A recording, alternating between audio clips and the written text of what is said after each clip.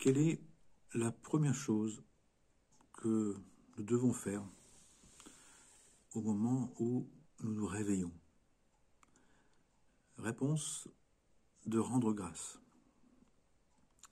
Le premier élan du cœur qui nous demande d'avoir dans notre vie spirituelle, la première chose, avant de se lever, assis sur le bord de son lit, c'est de rendre grâce, de se tourner vers celui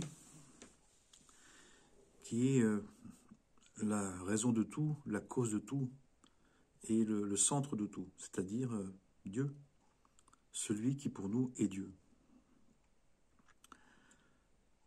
Chaque jour, il faut savoir que c'est un nouveau jour.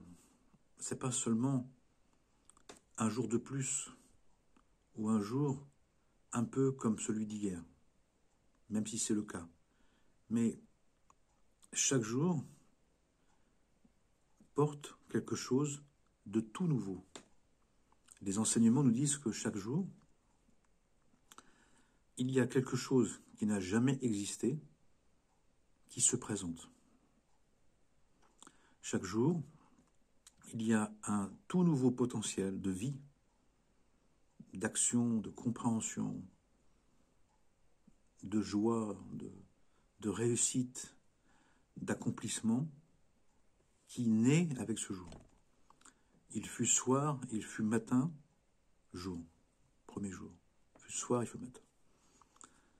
Et le jour commence la veille. Aujourd'hui, ce vendredi, a commencé jeudi soir, à partir de 18h. Il fut soir, il fut matin, premier jour, nouveau jour. Ce qui fait que, en sachant ça, en se levant, on rend grâce parce qu'on est encore en vie, Dieu nous prête vie une journée de plus, et c'est peut-être la dernière, ou pas. Mais surtout, c'est que cette journée, elle porte quelque chose qui n'a jamais existé. Bien sûr, c'est un vendredi comme d'autres vendredis. C'est un mois de septembre comme les autres au mois de septembre. Mais l'année n'est pas la même. Et même si la décennie ou la centaine ou le millième est pareil, l'année n'est pas la même. Donc c'est un jour unique qui n'a jamais existé et qui n'existera plus dans 24 heures. À l'issue de cette journée, avant l'entrée dans le Shabbat, eh bien cette journée va se terminer. Ce vendredi va se terminer. Donc il est important de se caler mentalement et de se caler spirituellement pour que mentalement, émotionnellement, relationnellement, on soit calé sur cette nouveauté qui apparaît aujourd'hui, qui n'existait pas hier, qui n'existera pas demain. Et demain apportera son lot de nouveautés, comme on dit. C'est très très vrai, c'est très très juste. Ce qui fait que, comme au temps du temple, où on amenait les prémices des premiers fruits, eh bien chaque jour, en premier, dans les prémices du nouveau jour, du jour naissant, on se tourne vers la source de toute vie. On se tourne vers notre Créateur. On se tourne vers celui qui est la cause de tout, celui qui apporte tout, pour le reconnaître comme le roi de notre vie, comme le maître, comme le Seigneur, comme le roi dans notre vie. Ce qui fait que notre journée, elle commence dans cet état d'esprit.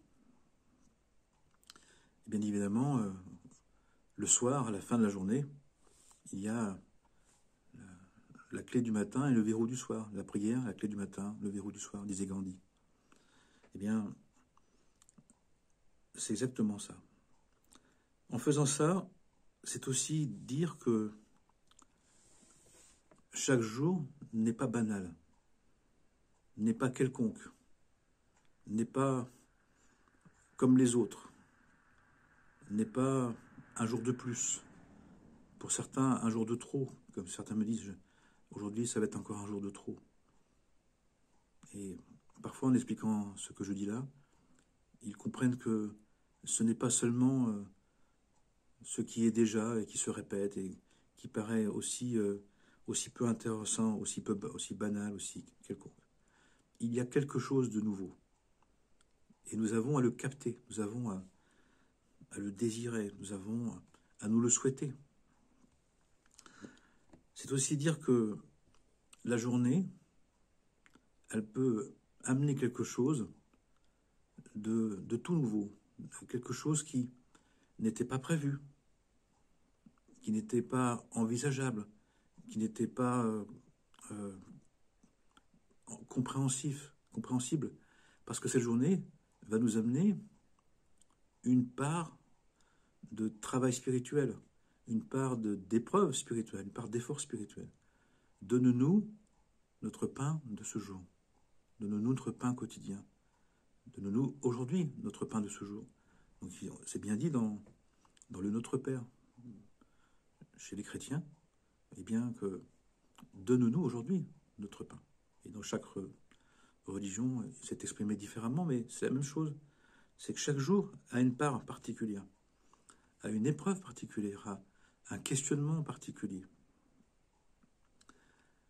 Ce qui fait que tout en ayant une continuité entre les jours, en continuant à faire ce qu'on a à faire, on doit se mettre dans un état d'esprit, dans la conscience de cela. C'est que aujourd'hui, ce n'est pas que comme hier, que comme longtemps, que comme je veux, que comme j'ai l'habitude. Il y a aussi quelque chose de différent. Si on le sait, on va être dans la gratitude. On va être dans la disponibilité d'esprit. On va être disponible à ce qu'on n'avait pas prévu, ce qu'on n'avait pas que envisagé. Il y a des personnes qui ont une journée formatée, structurée, tellement de manière fixe, fermée, obligée, absolue, que s'il y a un détail qui n'est pas comme ils avaient prévu, s'il n'y a pas si c'est un peu différent, si c'est un peu autrement, un peu nouveau, la personne peut vite être agacée ou être énervée ou être déprimée même. Mais alors que si la personne sait, si la personne savait que de fait, chaque jour ne peut pas être ce qui est d'habitude et seulement ce qu'on a prévu.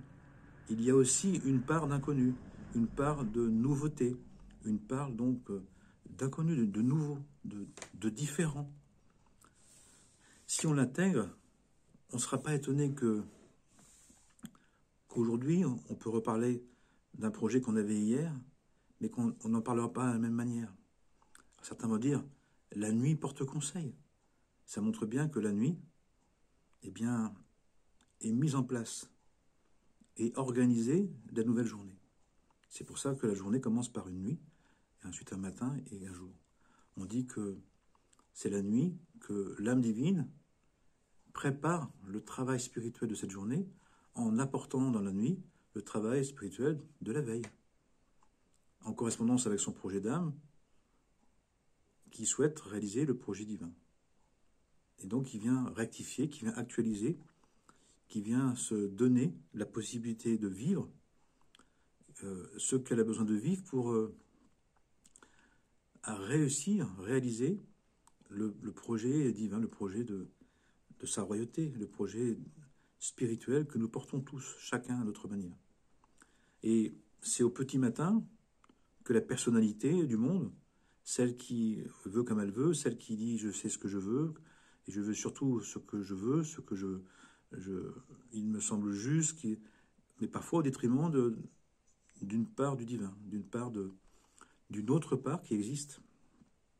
Et si le matin je me lève et je rends grâce pour cette journée, et je rends grâce pour ce que je vais découvrir que porte cette journée, je vais moins être surpris, je vais moins être saisi, je vais moins être agacé par les événements, Parce qu'entre ce que j'ai prévu, ce que j'ai organisé et ce qui va se passer, il va y avoir une petite, une moyenne ou une grande différence.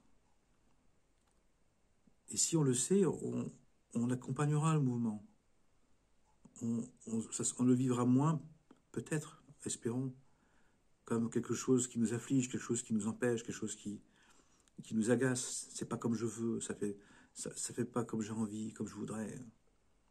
Ben oui, c'est normal, parce qu'il faut que tu intègres qu'il n'y a pas que ton projet égocentré, qu'il n'y a pas que le projet que tu veux comme tu veux. Il y a aussi celui du projet divin que ton âme divine, elle veut. Et elle a été préparée la nuit, pendant que l'ego y dort, pendant que les personnalités du monde se reposent à juste titre. D'ailleurs, c'est, entre parenthèses, c'est pour ça aussi qu'on veille la nuit. C'est pour ça qu'on se lève aussi à un moment donné pour étudier la nuit, pour méditer la nuit, pour prier. C'est-à-dire pour faire ce travail-là de préparation, mais consciemment, le plus consciemment possible. Qui fait que le matin, on va se lever, on va pas être surpris que la journée, elle soit pas seulement ce qu'on avait prévu. Ça va être même de plus en plus une attention, une disponibilité à ce qui n'était pas prévu, ce qui n'était pas prévisible, ce qui est mystérieux, ce qui est inconnu, ce qui est dérangeant. Et à partir de là, la vie n'est pas la même, la journée n'est pas du tout la même. Donc, important, très important dans une vie spirituelle qui veut incarner les valeurs divines, les vivre au quotidien. Quand je me lève le matin, je m'assois au bord de mon lit avant de me lever et je rends grâce à Dieu pour tous ses bienfaits. Les bienfaits que je ne connais pas encore, les bienfaits que j'appelle miraculeux, extraordinaires, merveilleux, mais aussi de rendre grâce pour la vie normale, la vie habituelle, la vie qui nous paraît tellement naturelle, tellement sans Dieu, alors que tout vient de Dieu. Mais ce miracle quotidien, de bien respirer, d'avoir mangé à sa faim, d'avoir du travail, d'être en paix, etc. Chaque jour aussi de prendre soin, de ne pas banaliser ce qui reste un don, ce qui reste une offrande du divin, ce qui reste du domaine de la grâce, de la bonté divine, de la grâce et de la bonté divine. Ne regardons pas seulement la grâce qui vient et qui nous émerveille, mais cette bonté divine du quotidien, qu'on a standardisée, qu'on considère comme normale, comme un acquis. Mais il n'y a pas d'acquis. Il n'y a pas d'acquis. On voit bien que en un instant, tout peut être donné et tout peut être repris. Celui et celle qui a connu des grandes épreuves et qui, en un instant, a tout perdu, matériellement, financièrement, relationnellement et aussi physiquement, au niveau de la santé, c'est que rien ne lui appartient. Nous sommes dépositaires, on nous prête vie, on nous prête les moyens, et nous avons donc à en avoir un très haut respect, un très haut respect, une très grande estime et une très grande gratitude. Pourquoi? Parce que il est dit dans les enseignements que si on dénigre ce qu'on a en considérant que c'est normal, que c'est rien, que c'est banal, eh bien, Dieu peut très bien nous l'enlever.